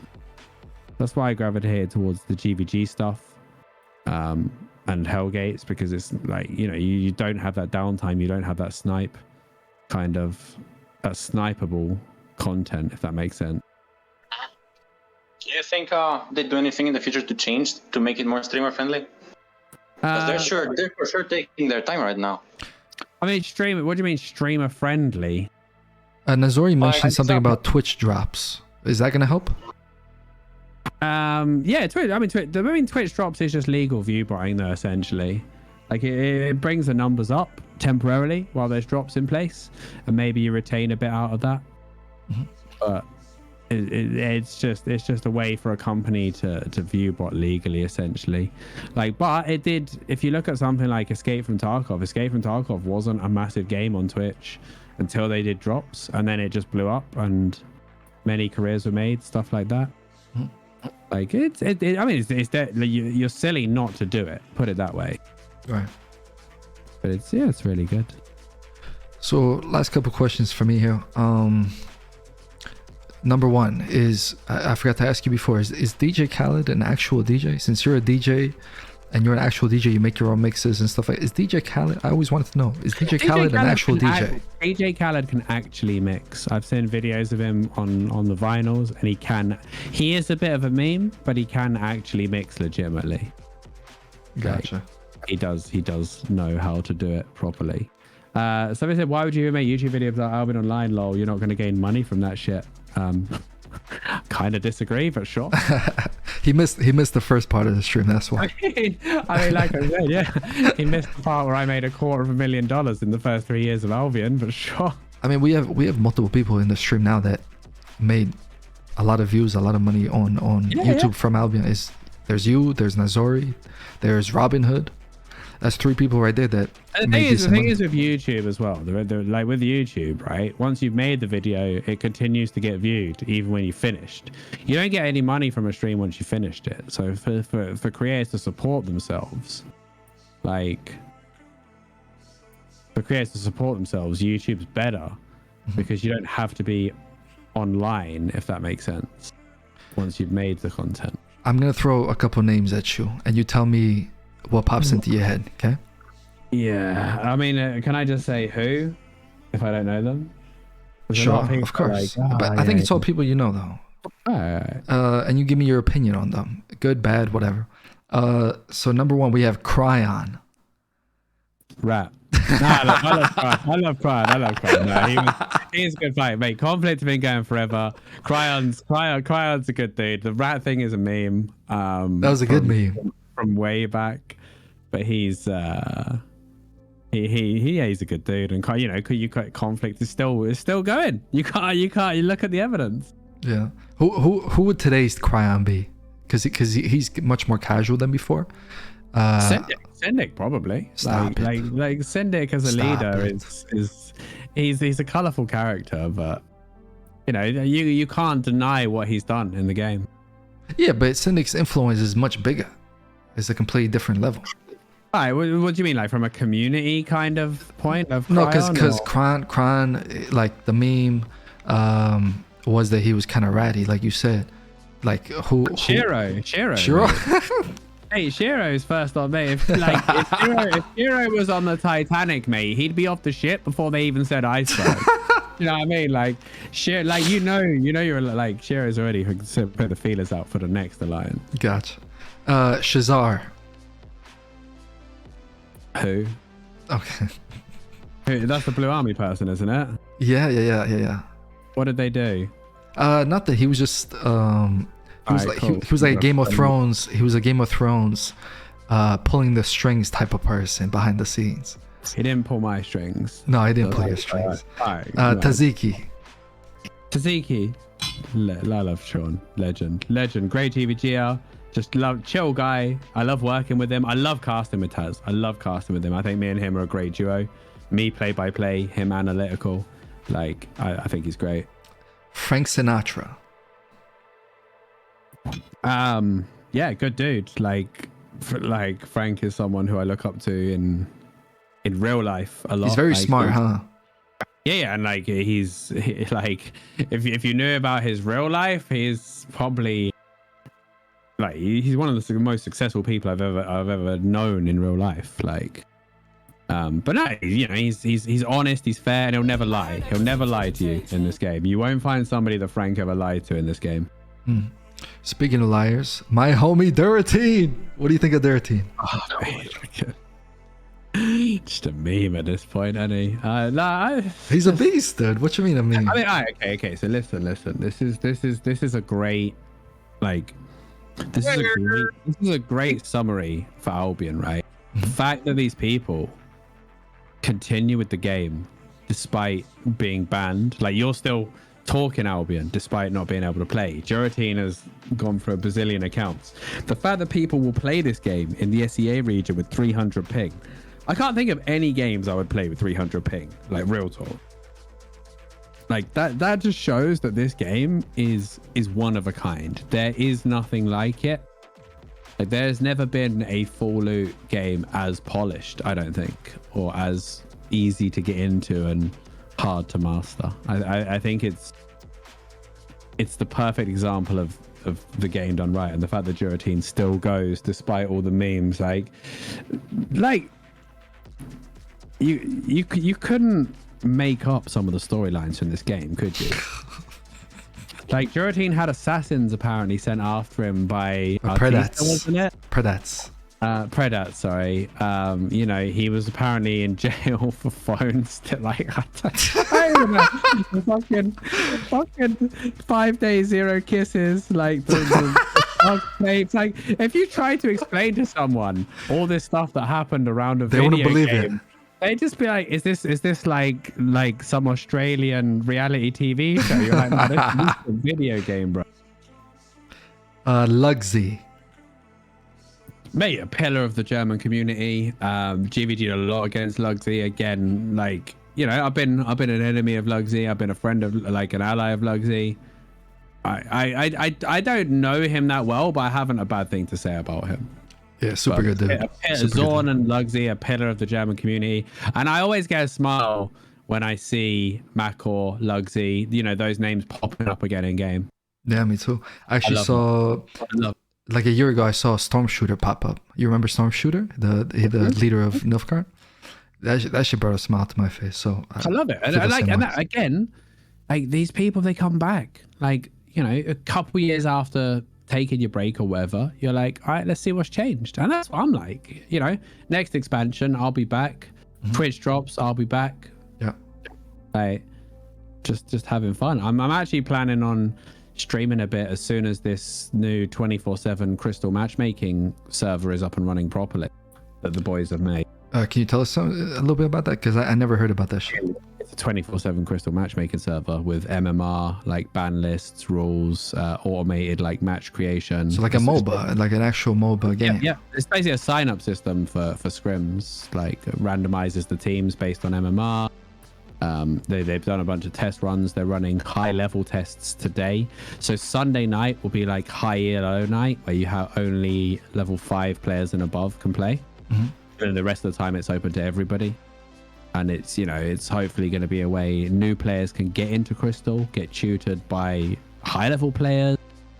And yeah, I mean, it gives me something to do, because right now, like, everyone's like, oh yeah, you've quit Albion, you're not even playing. I don't have anything to do in the game. Like, I have all combat maxed. I have 7 billion liquid silver, all the skins. Like, I log in and there's nothing to do. Do you know what I mean? Yeah. So that's why I'm waiting on an expansion or something to do. Next name I got for you, Gluttony. Gluttony. Oh, just he's a character, isn't he? I don't know.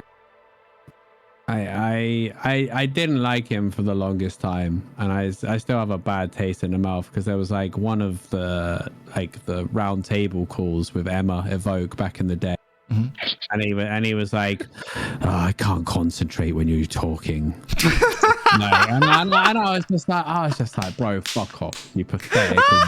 Like, and I didn't want to. He's a troll though. He's a troll though. Yeah, he is, but like I draw the line on my friends being sexually harassed. Like, whether it's it's a prank, bro, it's a prank. All right. Do you know what I mean? Just whatever.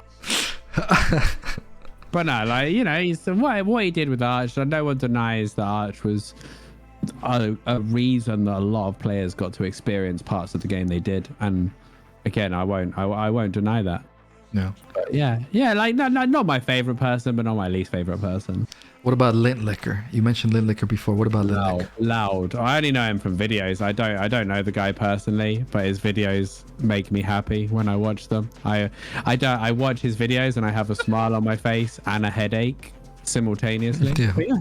But nice. He seems like he knows that, like, you just need to get the people to do the right thing, right? And being loud is a way to do that. And listen, if you bring enough dribblers to a fight, eventually the enemy will drown. True. Simple math. What about Cargera? Legend of tanking. Chill dude. Like, yeah, like, just probably one of the best GVGers to ever touch the game. Let's be honest. The best. Yeah, I mean, probably. I don't like it. I kind of like, I have a soft spot with Geminex, because Geminex always does different stuff. He's like, crazy. He's crazy. He's like a cowboy. He's crazy, and it always when the more I think about his crazy shit, the more it makes sense. Like, I don't know. No, Geminex is cool. C doesn't like Cargera because he had a bad experience with him. His first GVG, he played Cargera. You know how that goes. Yeah, that's not cool. That's not cool. Last 2 names here. Last 3 names. Syndic. Yeah, he's a colorful character. No, I mean, Syndic gets the job done. He was always cool with me. You know, it is what it is. I feel that maybe him and Derek could attend some people skills workshop, maybe, but they you know, they are how they are. They make no apologies for it. People follow them. Like, people follow you, people follow Derek, people follow Syndic, people follow Del, Get Africa now. All these people, you know, like, they have their loyal followers. You're much more chilled and charismatic, but you know, I've known you to blow up on occasion. Oh, I get toxic in ZVZs. I definitely get toxic. It's funny that you mentioned Derek, because that's the next name. Who when you think about the name Derek, what do you think? GM. Baby dick is what I think. I think of the YouTube montages of Derek just raging. But the money's in the fucking guild. You don't need to take the money out. It comes with the fucking kill. Oh man, that dude provided so much content for years, man. Oh mate, like it was good times, but definitely. But honestly, the lack of overall content made us focus on that sort of stuff back in the day. Whereas now there's so much going on. Give me your fucking set. I mean, politics-wise, there's not much going on right now. I still prefer. I still hope someone. Wars, though. Yeah. That's good. Yeah, that's good. I mean, the content is good right now. The fights are good and stuff like that. I just hope that something big happens where I can enjoy it from a spectator POV, you know? I don't think big world wars are the future though, honestly, because the zones can only support 350 people. Yeah. Like it's not great, but the issue is nobody wants to lose. And that's what causes these situations, right? Mm.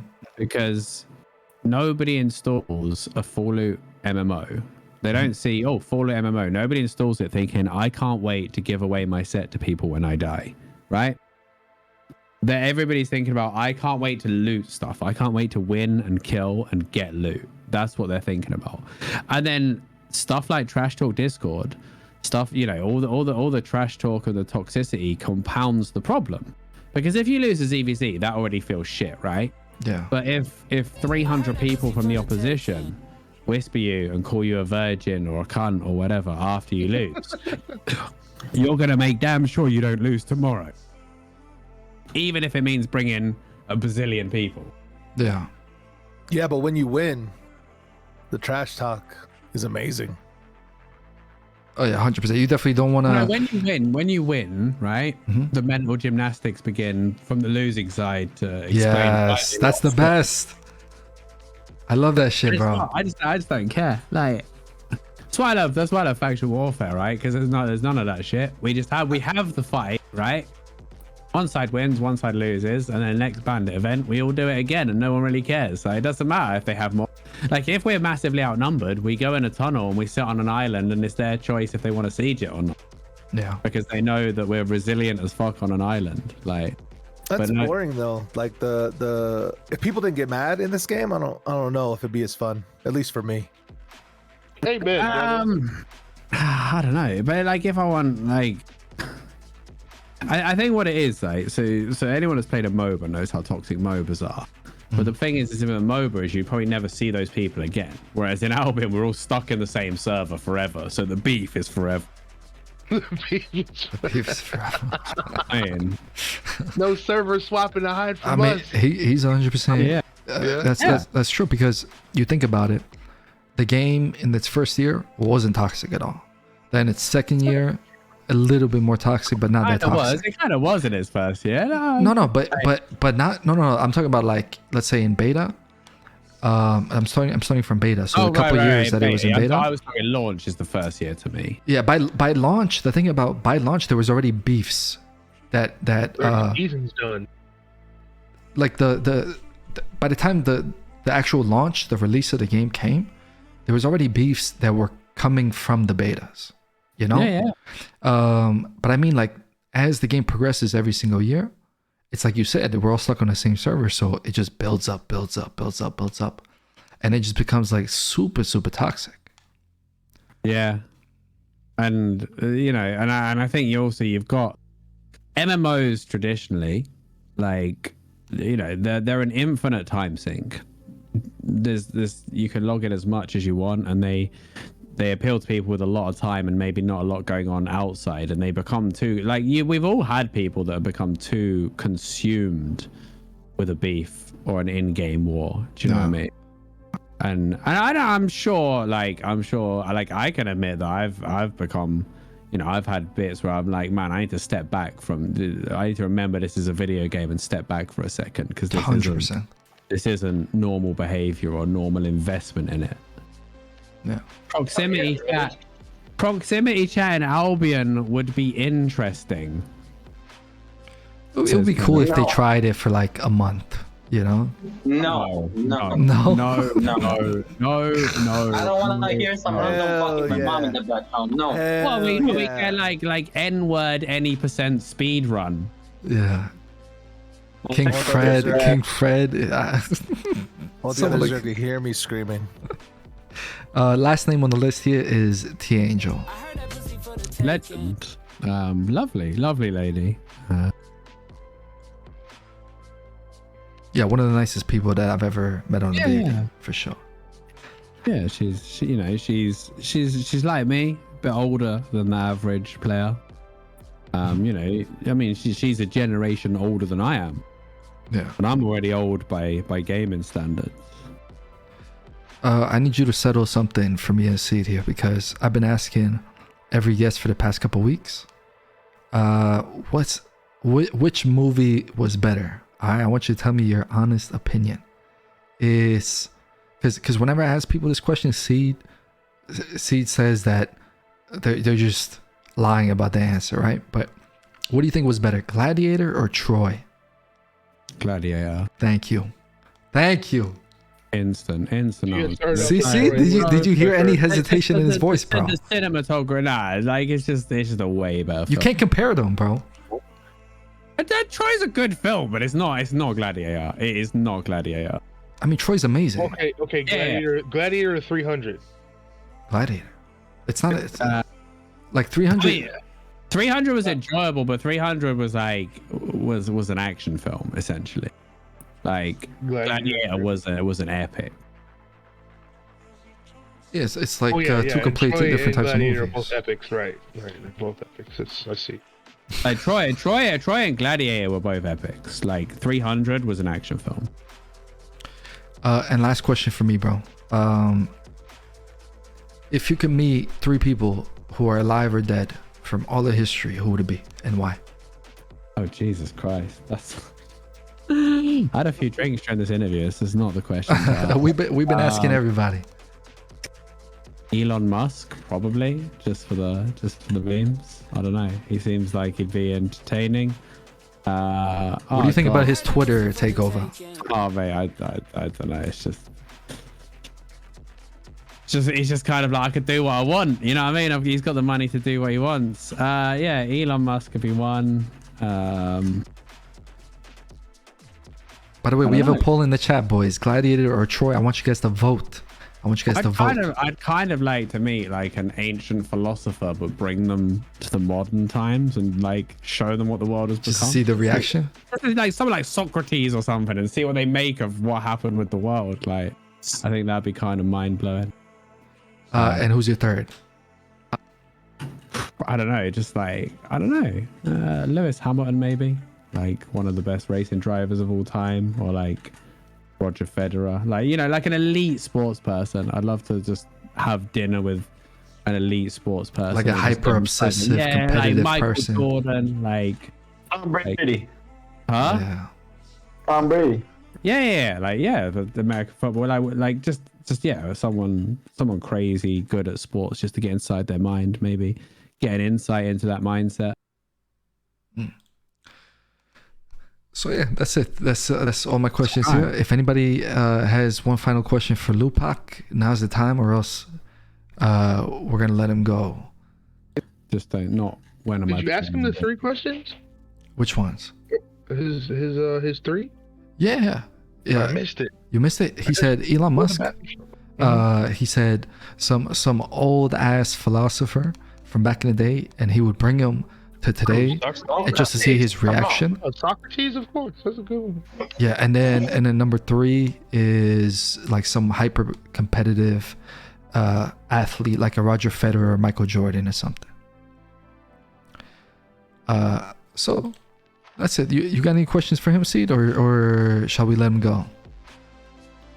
When are you getting back into the game and creating content? Next expansion, or I'm gonna dabble with this new Discord for crystals. If it's populated in the daytime, then I'm gonna jump in, you know, because then I could just chill and stream and queue solo queue crystals. That's my dream with this game.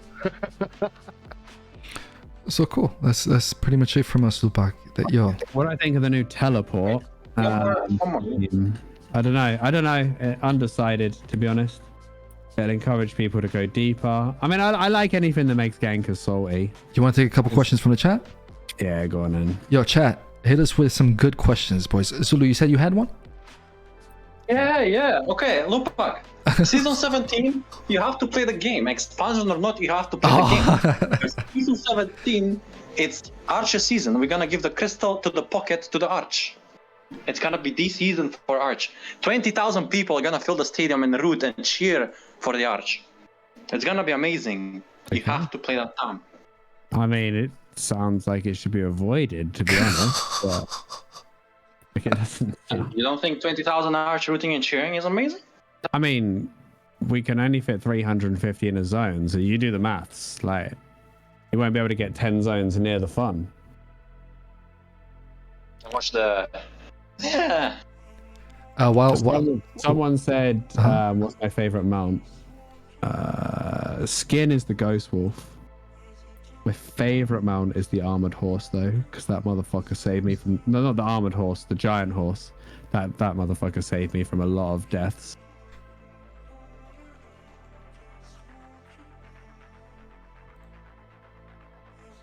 The Giant Horse. My favorite is the Bat. Do people still ride that shit or not? You know the Spectral Bat? Yeah. I used to be good. Do you remember when it worked with the Heretic Cape and you could lay traps? That was cool.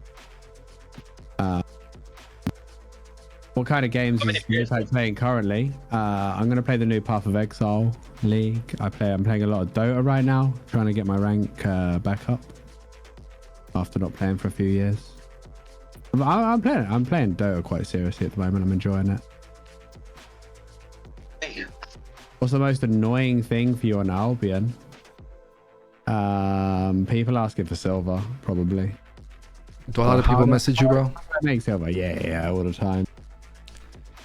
Do they see you from the stream or from the YouTube videos or both? Both, yeah. And then on the stream, they can see the money I have as well, which is not the one.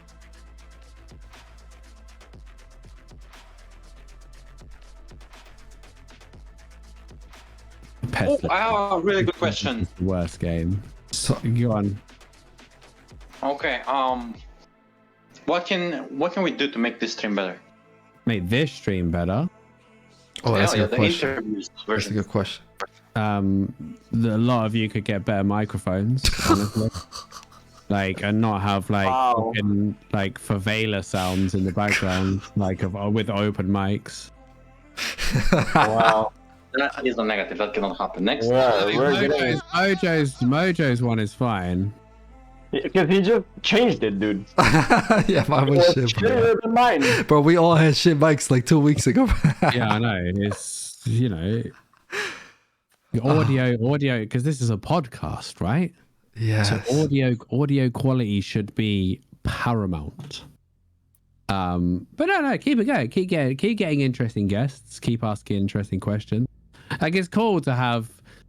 I think it's cool to have like this sort of trip down memory lane, but I also think you guys should remember that the game is evolving and has evolved and have one eye on the future as well, because the nostalgia stuff is great, but a lot of the player base now weren't around in those times. Oh yeah, they don't know anything about that shit, bro. I could sit and reminisce with you guys. We could go here for another 4 hours and talk about the old GVGs, the old beef, stuff like that. Yeah. Like, yeah. Who do you recommend we interview in the future? Who would you like to see interviewed? I don't know, honestly. Like Dungeon Realms, if you haven't had him yet, like, would probably be quite interesting. Yeah, but the thing about people like that, bro, they will never come. They will never ever step foot. Why? Because they really took a lot of things in the past to heart. Yeah. Who does Lupac hate the most? I don't really like Putin, probably. You know, if you mean in Albion, I don't really care enough to hate anyone in Albion. Like, I can't imagine having actual hatred for someone that I've never met over things that have happened in a video game. You hate Putin? I mean, yeah, he's a bit of a dick, ain't he, really? He's up to some real shit right now. What about Trump? Do you like Trump or do you hate Trump? And he's a, like, How can I don't want to get political because that's obviously very divisive, divisionary, whichever way you want to do it. But like at the end of the day, if somebody hits someone over a chair at WrestleMania, like they probably shouldn't be the president. Like, I mean, I feel that should automatically exclude you from presidential potential candidacy. If you hit someone with a chair at WrestleMania, that's just where we have to draw the line somewhere. Do you know what I mean? Like if you've been on Jersey Shore or Big Brother or something like that, you probably shouldn't be president. He was in Home Alone as well. I forgot he had a cameo in Home Alone, but my daughters love Home Alone at the moment, so I was like, fuck, he was in this as well. What if you don't even remember where you are? Can you be president if you? Oh man, like just some of the shit he come out with, like.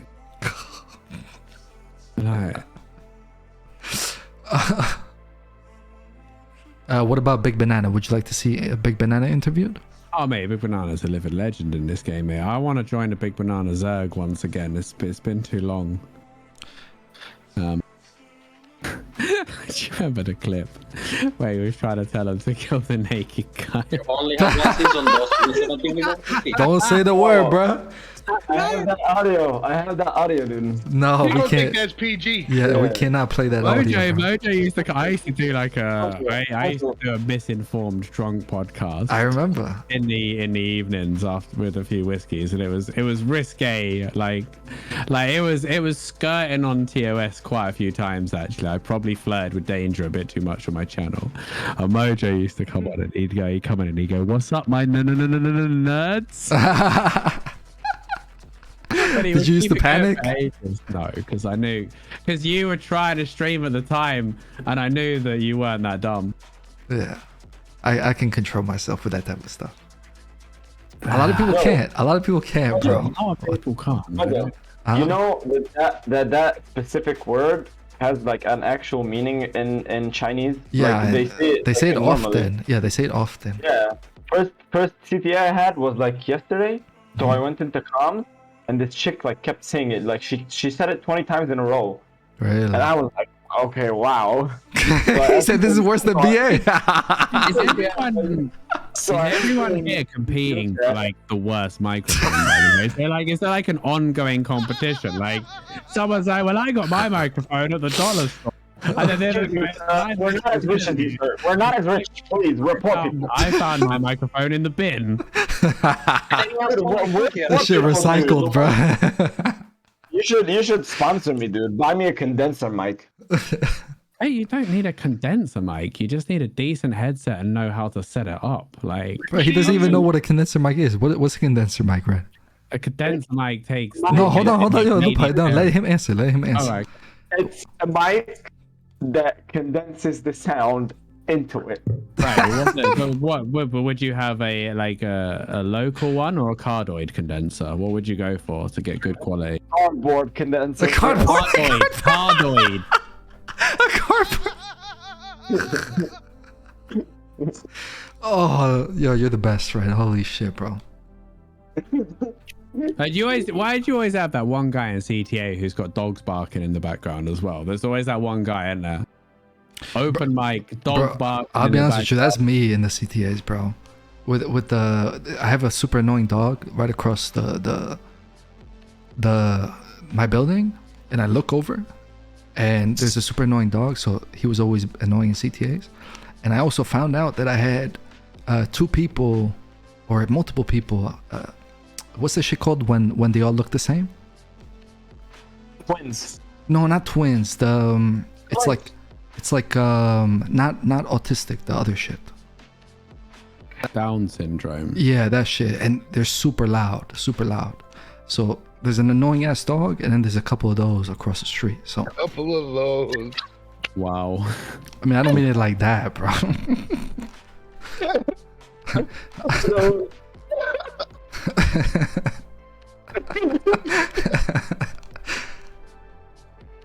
So yeah. This was enjoyable, genuinely enjoyable. Did you have fun? I mean, I hope I didn't like Magic Mark monologue this shit. I hope it was more of an interview than just me talking. Nah, you're good, bro. Get your 0 to Harvard story today. Oh man, Did you like that interview? it was. You can't call it an interview. That What are is you the talking incorrect about? word, right? It was the Magic Mark autobiography. Uh-huh. I mean, I enjoyed it, but probably for the wrong reasons. I love that interview. It's my favorite one. Oh yeah, it's better than some movies out there for sure. It's better than Troy. Oh, Definitely, bro. No, Thank you, shut up, man. you're Thank you, wrong man. there. That was my favorite part of the interview, man. Okay, listen. See, we get our pitchforks and we find this guy. Yeah, we got to. In game. All right, boys. So, In game, obviously. Obviously. Lupac in game, obviously. so by the way, I'm gonna we're randomly message him shit talk one night and tell him to come 1v1 me to get him back on the game. Watch. yo this interview. Bro, you'll never be the same. Don't go in Who there, was bro. the guy? Don't Who go was in the there, bro. janitor guy? Does anyone remember? Like, The janitor. he's like, we were like, he polishes that. I can't remember what it was about. But it was like, I just remember just being like, this guy's out of his depth. Oh yeah, shout out to all the mothers today, man. All the single crazy mothers in Albion, man, because there's a lot of them. You guys are so annoying, right? Because Americans have it on a different day, and then I see all this shit about Mother's Day, and I'm like, shit, I haven't got my wife anything. I haven't got my mum anything. I'm such a bad son and husband. And then I realized that we have it on a different day, so it's fine. I don't even want to call my mother because she has COVID right now. Is that Everyone, listen, everyone listening, if you don't live with your mum, you should phone her. Well, even if it's not Mother's Day for you, phone your mum and just see how she's doing. Like, also tell her hi from me. All right, tell her DJ Lupac says hello, man. Make sure you say DJ Lupac, not just Lupac. DJ Lupac. DJ Lupac. Put some respect on his name. Yeah. Add So the DJ. that's it from us, boys. That's it from us. We're gonna let Lupac go. He stayed with us. I think we're coming up to 2 hours here. Lupac is old as hell, so he needs to go to sleep. I need to get my sleep. So that's it from us. Yo, we really appreciate your time, Lupac. Thank you so much for coming. No, Man. it was fun. It was fun. You're a beast, Thank bro. you, sir, Lupac. I hope you guys enjoyed it. Global or whatever. chat screen. And this is like the fact that Mojo still does this despite not being able to play the game is a testament to Albion itself. I think. Like you can leave Albion, but it never leaves you. And on that note, boys, round of applause for Lupac. And have a good night, boys.